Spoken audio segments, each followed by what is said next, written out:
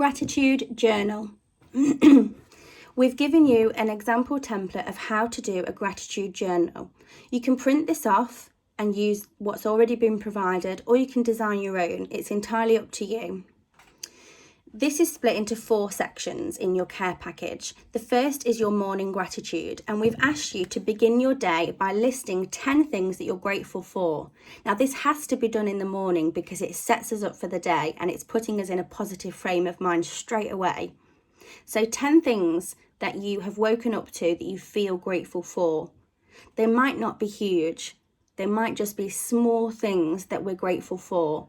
When I wake up in the morning, I'm grateful that I've woken up, which sounds silly, but I am, especially with what's going on at the moment. I'm grateful that I've woken up and that I'm healthy. Another thing that I'm grateful for is that I have a roof over my head and that I feel warm and that I have a bed to sleep in.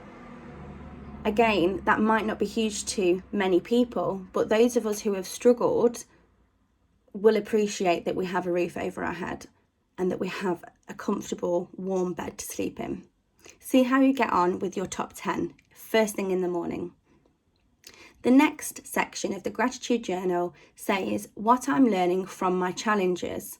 This can be a tricky one, so give yourself a bit of time to go through this. We've given you 3 examples here. We want you to list 3 obstacles and what you're learning from them. So we're not looking for a solution of these challenges, we're looking for what you're learning about these challenges. So 1, 2, 3, what am I learning from these challenges? So you could be, at the moment, very worried, anxious and fearful about the pandemic or about returning to school. What have we learned from this experience? We've learned how much that being isolated really harms our mental health and how much we've learned that we miss our friends and our support network. What's happening right now is a great example to really focus on what we're grateful for and what we are learning from this experience. The third section on your gratitude journal is people that you are grateful for. List 5 people who made your life a little happier today. So not in life, just today. These could be friends, families, or complete strangers. This morning I went to the shop to get some bread and some milk, and as I left, my bag handle snapped. And somebody came over and offered to help me pick up my things off the floor, and she then tied the handle for me so that I could carry it again. I'm extremely grateful for that person, and although I said thank you and she could see how grateful I was for the help, I've put that in my gratitude journal today. Just her being there and offering her kindness and support is something that I'm truly grateful for.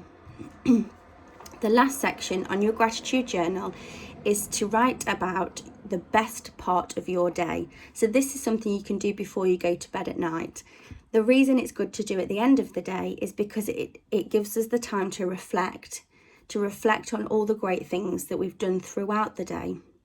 So choose one moment of your day that made you happy and focus on it for 5 minutes before bed. It doesn't have to be huge. It can just be something small that made you smile or made you feel good about yourself.